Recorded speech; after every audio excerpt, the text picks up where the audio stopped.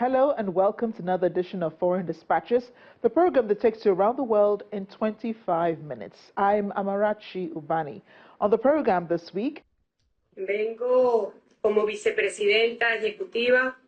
Venezuela swears in an interim president after Nicolas Maduro is seized by U.S. forces.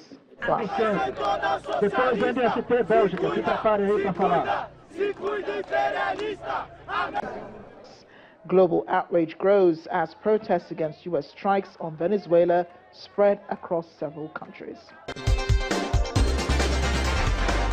We begin with the Venezuela political crisis. Nicolas Maduro appeared in a New York courtroom this week after being seized by U.S. forces in a dramatic overnight operation in Caracas. As Washington defends the move as a law enforcement action, Venezuela's parliament has sworn in Vice President Delcy Rodriguez as interim president, accusing the United States of kidnapping a sitting head of state. Vengo como vicepresidenta ejecutiva del presidente constitucional de la República Bolivariana de Venezuela. Delcy Rodriguez was sworn in as Venezuela's interim president in Caracas as lawmakers opened an extraordinary session demanding the release of Nicolas Maduro and his wife, Syria Flores. De una agresión militar ilegítima contra nuestra patria. Rodriguez said she took the oath in pain, describing the U.S. operation as an act of aggression against the Venezuelan state. She vowed to protect national stability and restore calm.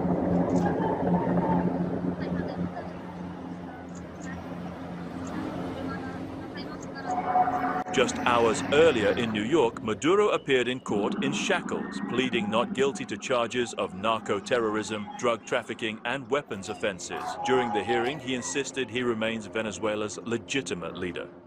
The arrest followed a large-scale overnight operation in Caracas involving more than 150 aircraft and hundreds of U.S. personnel. Washington described it as a surgical law enforcement action. At the United Nations Security Council meeting, Venezuela's ambassador condemned the operation. De especial gravedad es el secuestro del presidente de la República. Venezuela is the victim of these attacks because of its natural resources. Our country's oil, energy, strategic resources, and geopolitical position have historically been factors of greed and external pressure. Estado en ejercicio. The U.S. ambassador rejected that claim, insisting there is no war against Venezuela. We are not occupying a country. This was a law enforcement operation in furtherance of lawful indictments that have existed for decades. The United States arrested a narco-trafficker who is now going to stand trial in the United States in accordance with the rule of law for the crimes he's committed against our people for 15 years. This is the Western Hemisphere. This is where we live.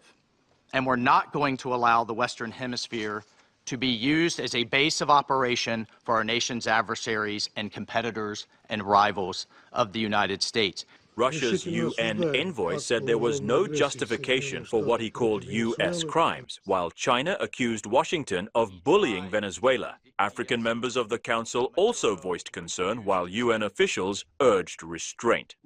The unilateral military strikes carried out by the United States of America against Venezuela and the abduction of President Nicolas Maduro and his spouse from Venezuelan territory for transfer to the United States wantonly violates the sovereignty and territorial integrity and independence of Venezuela.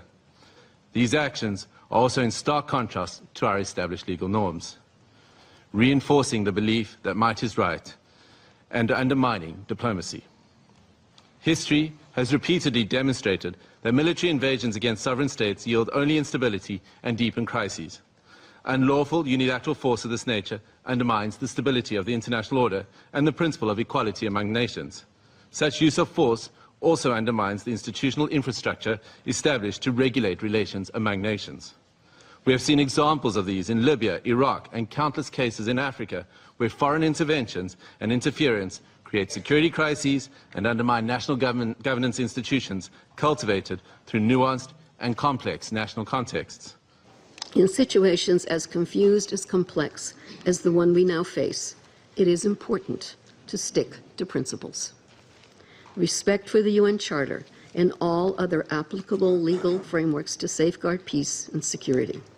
Respect for the principles of sovereignty, political independence, and territorial integrity of states. The prohibition of the threat or use of force.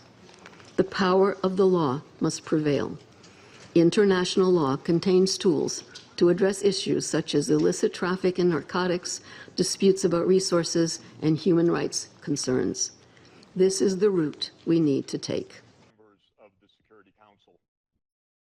In the past month, President Trump has issued direct threats against 6 UN member states, including Colombia, Denmark, Iran, Mexico, Nigeria, and of course, Venezuela. Members of the Council are not called upon to judge Nicolas Maduro.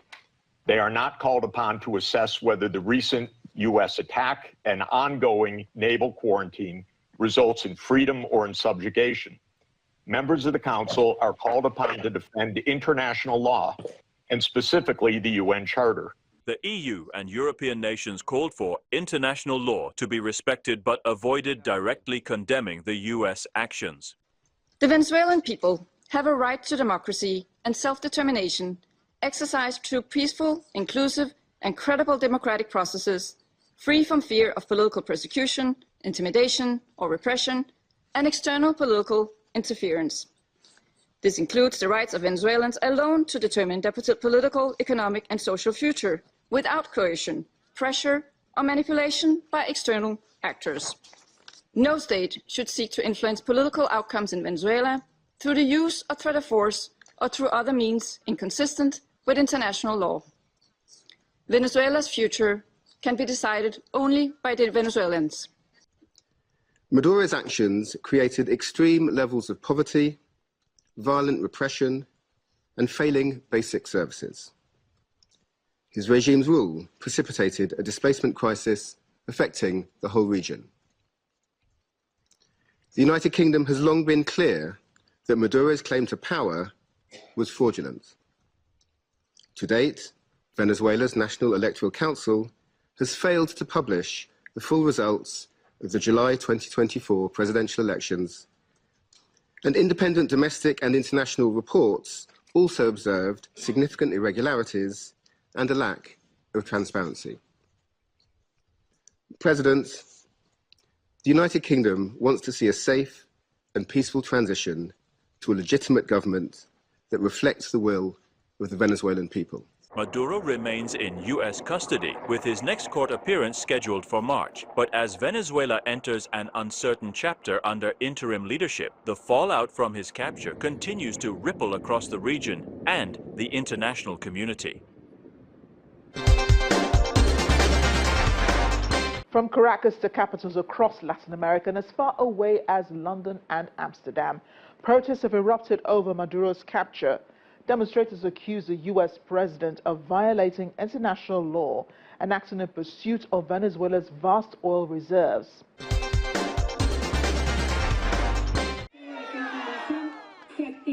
On the streets of Caracas, thousands of supporters gathered in defiance, rallying behind Nicolas Maduro and interim president Delcy Rodriguez. Venezuelan flags filled the air as protesters accused Washington of imperialism and illegal intervention. I consider this an act of terrorism by the President of the United States. It shows a lack of respect worldwide. He respects no one. The UN and international law must take responsibility.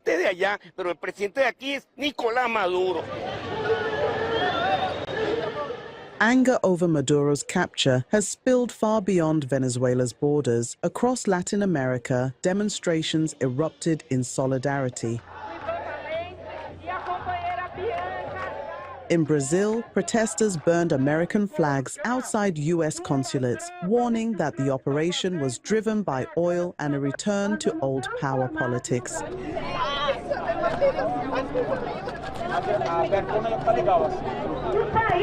Os estados e dos povos que fizeram isso e deram um exemplo para todos.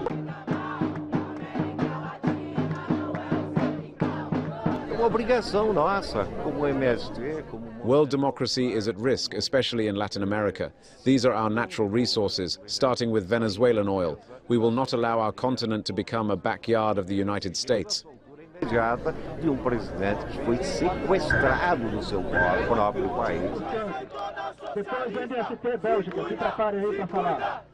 Others accused Washington of acting openly in the interests of global capital. He has no shame. He no longer hides imperial interests. He wants to guarantee profits and steal Venezuela's wealth, and then do the same across Latin America and the world.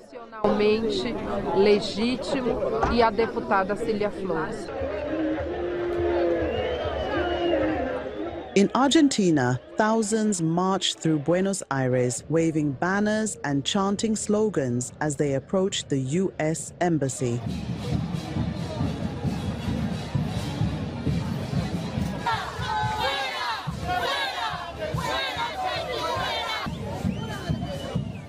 Some burned American flags, demanding Maduro's release and respect for regional sovereignty. Trump, but he's also overseen.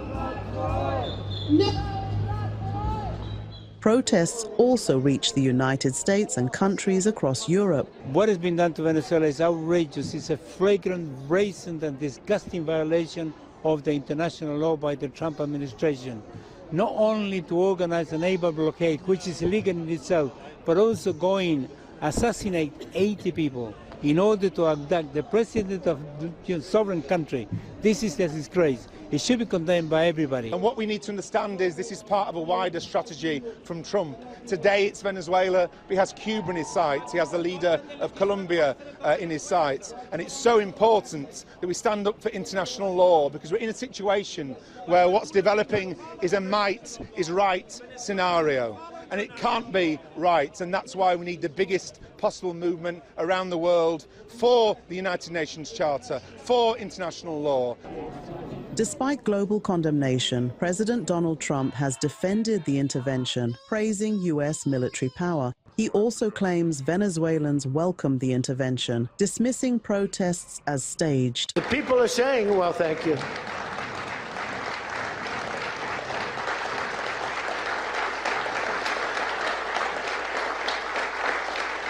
You know, people are saying it goes down with one of the most incredible. It was so complex. 152 airplanes, many. Talk about boots on the ground. We had a lot of boots on the ground.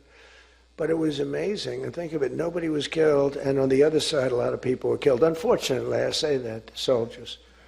Cubans, mostly Cubans, but many killed. And they knew we were coming, and they were protected, and our guys weren't. You know, our guys are jumping out of helicopters, and you're not protected, and they were. But it was so brilliant. But the United States proved once again that we have the most powerful, most lethal, most sophisticated, and most fearsome. It's a fearsome military on planet Earth, and it's not even close. You know, I've been saying it for a long time. Nobody can take us. Nobody. We don't want to have it. We don't have a discussion, but you read all and you see everything else. Nobody could have done that. At least 80 people are reported dead following the U.S. operation, including civilians and military personnel. Caracas has declared a national emergency.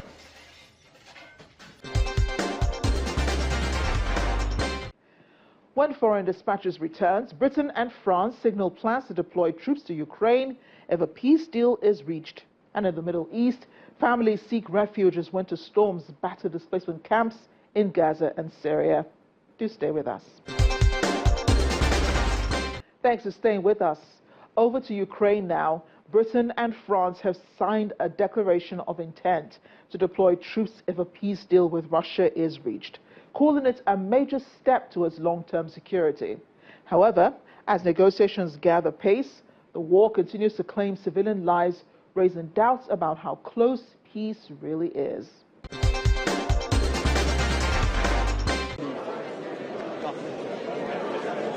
Britain and France say they are preparing for the day the war in Ukraine ends. Following talks with allies in Paris, UK Prime Minister Sir Keir Starmer announced a declaration of intent that would allow British and French troops to deploy to Ukraine if a peace deal with Russia is agreed. Speaking alongside Ukrainian President Volodymyr Zelensky and French President Emmanuel Macron, Starmer said the move was designed to make peace durable. Дуже дякую, пане президенте. Дуже важливо, щоб ми почали рік. Starmer said the UK and France would help establish military hubs across Ukraine and support US-led monitoring of any ceasefire. Allies also agreed to continue supplying weapons and to work toward binding commitments if Russia attacks again. France's President Emmanuel Macron said thousands of troops could eventually be deployed, while US negotiators stressed the need for strong guarantees. President Zelensky called the Paris meeting a milestone, but warned peace was not yet assured. Behind the diplomacy, the war continues to intensify. The UN says civilian suffering is worsening as Russia steps up missile and drone attacks across Ukraine, including areas far from the front line. According to the UN Human Rights Chief Volker Turk's civilian casualties in 2025 were significantly higher than the year before. Attacks on energy infrastructure are also leaving millions without power during winter. The use by Russian forces of short-range drones equipped with first-person view cameras is causing significant civilian harm. They have struck people on bicycles, in cars, on public buses, killing some 300 civilians during the reporting period. Nearly half of the people killed in frontline areas are over 60 years old. Once again, the most vulnerable, including those who find it difficult or impossible to move from their homes, are bearing the brunt of war. On the ground, the cost is stark. Footage from Ukraine shows the aftermath of deadly drone strikes on civilian buildings, with homes destroyed and entire communities in mourning. In frontline regions, many of those killed are elderly people unable to flee.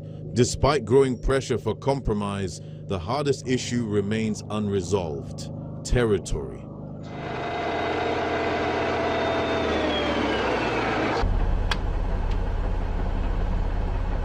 Russia still occupies around a fifth of Ukraine and insists Kyiv withdraw from eastern regions.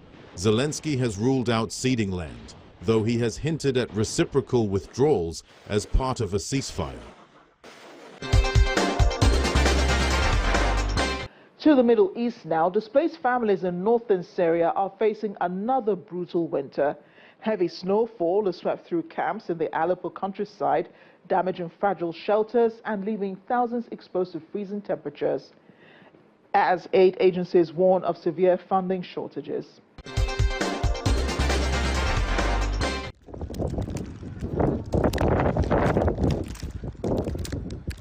Snow blankets the tents of Karam al-Zaytun camp in rural Aleppo. For families living here, winter is not just cold, it is dangerous.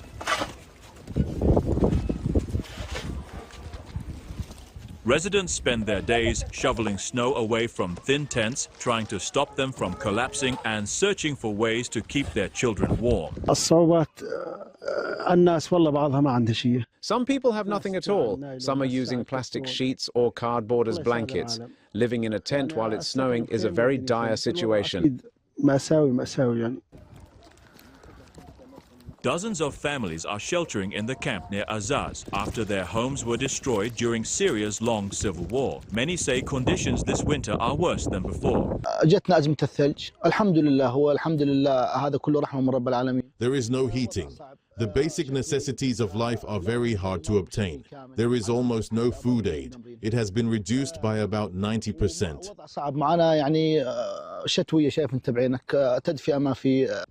Children walk through deep snow between tents. Smoke rises from makeshift chimneys, but fuel is scarce and many families cannot afford it. The United Nations says the suffering extends far beyond this camp. A snowstorm at the end of December hit 90 displacement sites across Aleppo, Idlib and Hasakeh, affecting more than 150,000 people. According to the United Nations, 2 infants died from extreme cold in northern Idlib, while around 5,000 shelters were damaged or destroyed, leaving families at risk of hypothermia and respiratory illness. Thousands of displaced families in the north of the country are struggling to survive freezing conditions as humanitarian funding continues to shrink. On December 31st, a snowstorm hit 90 displacement sites across the governorates of Aleppo, of Idlib, and Al-Hasake, affecting more than 150,000 people, many of them already living in fragile shelters. Our humanitarian partners report that two infants died from extreme cold in the Harim area of northern Idlib. Around 5,000 shelters were fully or partially damaged, leaving thousands of people exposed to freezing temperatures and at serious risk of hypothermia and respiratory illness. In Hasake City and in collective shelters in the city of Araka, displacement sites have now run out of fuel after previous fuel support ended in December due to funding shortages. Aid agencies say the crisis is being worsened by a lack of funding. Humanitarian operations need $112 million for winter assistance, but only $29 million has been received so far, leaving a 74% gap.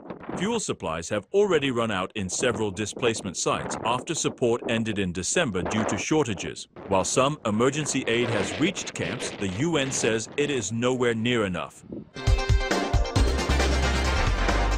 And in Gaza, amid displacement and winter storms, children are finding moments of relief through music.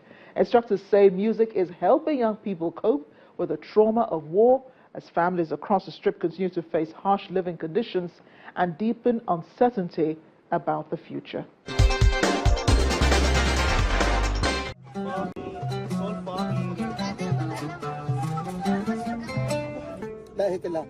Inside a displacement camp in central Gaza, the sound of music cuts through the hardship. Children sit with ouds, violins and keyboards, learning melodies under the guidance of instructors from the Edward Said National Conservatory of Music. For many, it is more than a lesson. It is an escape. Teachers say the sessions are designed to help children process the trauma of war. Music is food for the soul. It heals us and lifts our spirits. We focus on easing the psychological trauma affecting children after all the shocks they have experienced. The United Nations says more than 1 million children in Gaza have suffered extreme trauma. Although a ceasefire came into effect in October 2025, daily life remains harsh, especially for families living in tents or among the rubble of destroyed homes. As the new year begins, displaced residents say survival is still a daily struggle. The world must stand with the Palestinian people, help us rebuild the Gaza Strip, achieve peace, and have a state where we can live in security. Concerns about children's futures are widespread. I wish we could live like the rest of the world. Today, our children have no education or anything at all. Others long simply for a return to life before the war. I hope we can return to how we were before the war and be in a better situation. Winter storms have made conditions even worse. Strong winds and heavy rain have torn through camps, flooding tents, and forcing some families to shelter inside damaged buildings. Despite the risks, many say ruined homes offer more protection than tents that collapse with every storm. We can't find another place. We are fed up with the life in refugee tents inundated by water in every low-pressure system. After rainfall flooded the tents, we left Deir al-Bala into our house in the city of Gaza. We are trying to repair what can be repaired under the rubble, as life here is much better than the worn-out tents amid this freezing weather. Nearly all of Gaza's current population of 2.1 million people has been displaced, lacking access to sufficient shelter, food, life-saving medical services, clean water, education, and livelihoods.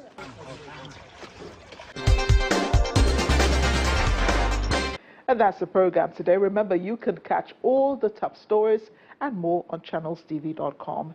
Thank you for watching. I'm Amarachi Ubani. Bye for now.